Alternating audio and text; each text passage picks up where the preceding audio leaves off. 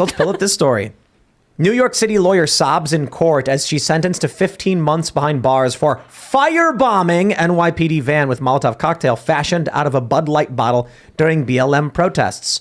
Uruj Rahman asked a judge to spare her prison time and give her a second chance to redeem herself for what she called a momentary lapse of judgment.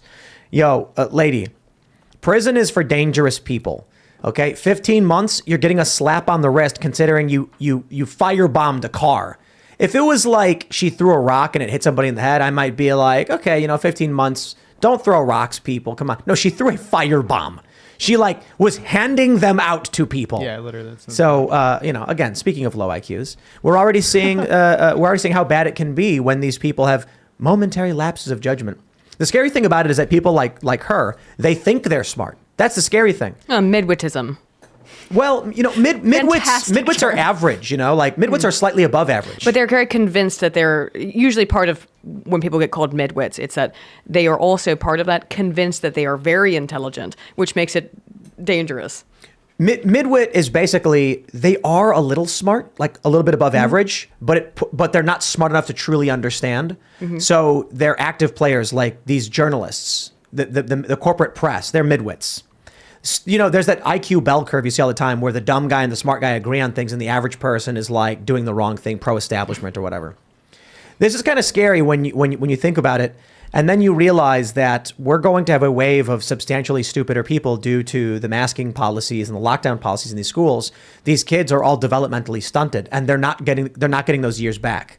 I don't know if you guys ever read about the girl raised by wolves. Mm-hmm. I mean, not the girl, but there's a bunch of stories of kids. Mm-hmm. They never learn. Mm-hmm. By the time they're adults, there was some story I read about a woman who was seriously abused and locked in a basement until she was 13. Oh, her name was Trixie or something like that? When she was finally rescued, she couldn't learn to speak proper colloquial English. Right. She could only say certain words like hungry, sleep, but she couldn't actually articulate long thoughts with other people. That's scary, man. Those foundational developmental years are really, really important for children to become adults or to be able to function whatsoever in society. So yeah, a child can survive in the woods being raised by wolves. You can survive, but you're going to have so many developmental issues.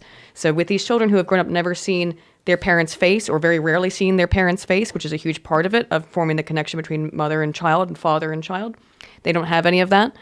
So that does explain partially why the IQ deficit is what we're seeing in the preliminary data. You ever see that study where they had they brought in a bunch of moms with kids, and then the mom would not respond to the baby's facial cues? Have you seen that? Mm-hmm. It's so sad. The baby tries to get the mom to react, and they told the mother, just remain stone-faced and do not respond to the baby.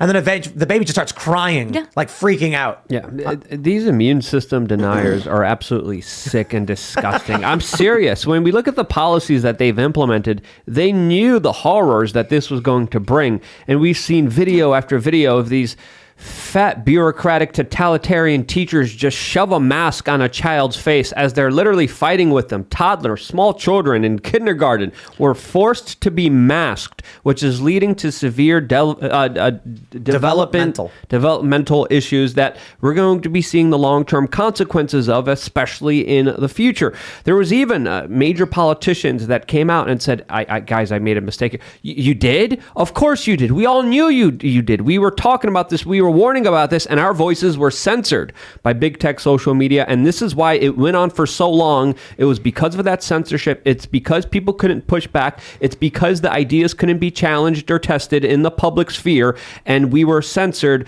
and we had to continue with this ludicrous, nonsense, bullcrap, insane policy that has hurt children in so many unspeakable ways. I interviewed a mom on Long Island a couple months ago when schools were going back and forth over whether or not they would remove their mask policy, and she was just telling me about her experience. I wrote about it for the site, but one of the worst parts of it, she told me, was that there was a girl in the school who got sick in class, threw up in her mask. She's in the second grade, and they made her walk to the nurse's office without taking her mask off. Evil.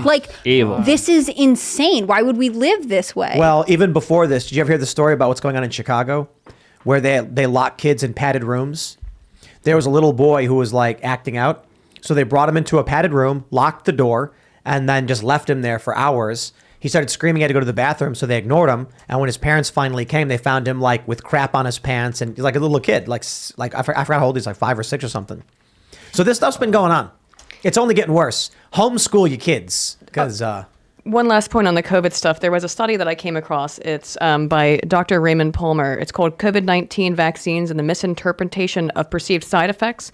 Clarity on the safety of vaccines. If you don't mind, I'd like to read a few lines. What is The basic premise is that all of the side effects are just because people were mean about it. People were mean on Twitter about whether or not they wanted to get vaccinated. They did a study. It's said not a real people- study. It's his contention. His contention. So what's his publication? It's published in the Journal of Biomedicine in just this last year. Is that a reputable publication? Yes, it is. That's the horrifying part. But basically, he says much of this anti-vaccination sentiment could be attributed to the alleged side effects that are perpetuated across social media from anti-vaccination groups. Fear-mongering and misinformation being peddled by people with no scientific training to terrorize people into staying unvaccinated could be causing the side effects in the vaccination process. So but we're not talking about like kids being masked. We're talking about It's saying any kind of I saw this today, but any kind of side effect of anything socially, because people are medically, is because of anti-vaxxers being mean on social media. Well, hold on there. Guys, we got to stop being mean. I know. That's the only way. Is that the cure to COVID? Apparently. That's everybody will be healthier. Well, to be fair, I mean, stress does cause health problems. It does. That's his contention. He says, I think his contention is garbage, but we can all try to be a little nicer. Also, I don't feel like the anti-vaxxers were, again, I'm you not an banned all of them. avid Twitter user, but I felt like the dominant pressure was to get vaccinated, was to follow through. And those who questioned that were the ones who were attacked. He's literally accusing people of what the establishment was doing. Yes. As a perfect example, perfectly described it, except for his side was doing that. Right. And what his contention was, his evidence for it later in it is that, well, women had more myocarditis and different kinds of cardiac events following, exposure to social media. And it's because of that there's this issue. It's actually, that sounds plausible. It is plausible. Women are more likely to have really severe stress reactions to social pressure. Yes, because we talked about that study where like teenage girls are getting depressed from Instagram.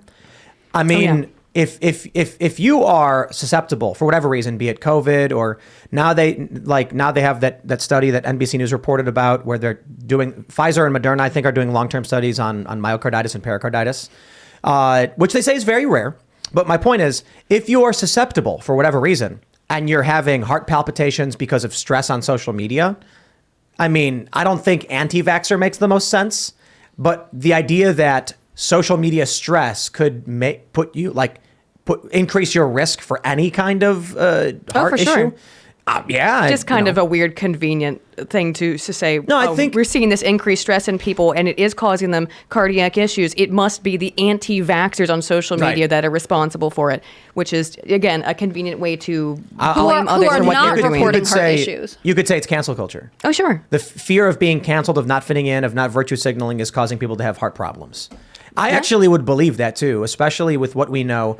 I think, we've seen a lot of young girls negatively impacted by social media. They get depressed when they don't get enough likes, but they're younger, so their hearts aren't going to give out. But what if you're like a 50, 60-year-old woman and you're wrapped up in this stuff? Like, I don't know if you guys saw the Rosie O'Donnell, Kathy Griffin TikTok they put out, and it's just cringe, like super cringe. But I imagine for them, they're a lot older. They're active on social media. They're probably getting stressed out bad by this stuff, but they also just have old hearts.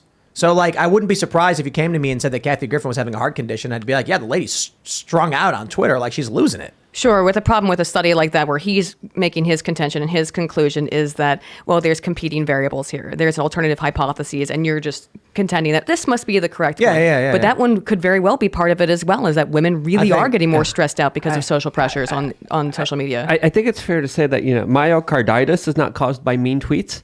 I think that's the baseline that we should be having here when it comes to this discussion. But hold on. Prove it in a study. No, and I'll rely on Pfizer and Moderna to tell us what to believe in, since they're investigating themselves, so they're very trustworthy. Right. But I do think it's a fair point to say if you're susceptible, being stressed out will increase your risk probably. Like cortisol Sure. stressors causes negative health consequences. The point I'm trying to bring up is, guys, I get it, but social media is bad for us. The algorithms are manipulating us. They're controlling us into believing stupid political nonsense, and young girls are getting depressed. Mostly young guys are getting depressed too, but it's mostly young girls getting depressed by this. I got no problem being like, I am absolutely willing to throw the algorithms of Facebook under the bus on this one if it means we can, I don't know, do something about it, change it or fix it. Well, there were a couple wrongful death lawsuits going. There's one in the UK with like a 12-year-old boy. There's one in California with like a 19-year-old girl who are they basically are arguing that the algorithms fed them content that they may have been predisposed to anxiety or issues, but it encouraged these mental health issues to the point where at least one of the children killed themselves. If it's the 12-year-old boy in the UK that I'm thinking of, then that lawsuit is completely bogus. Yeah. Because yes, he was being bullied online, but he had horrible home life. And then it also turned out that if that's the one I'm thinking of, that his mother, then he was brain dead and was kept alive on ventilators for 3 months while he was literally, his brainstem was necrotizing while she was making money by posting pictures of him on social media in a diaper. And if that's the same story, then I don't know. I know there have been several lawsuits. I just find it interesting. And again, maybe not all of them are valid, but I find it interesting that people are choosing this route to say like we are experiencing the suffering right away. We didn't evolve in these conditions whatsoever. So No. of course it's overstimulating to the dopaminergic center of the brain. Thanks for watching this clip from the Timcast IRL podcast. Hang out with us live Monday through Friday at 8 p.m. and become a member over at timcast.com for uncensored, members-only shows exclusive. Thanks for hanging out, and we'll see you all next time.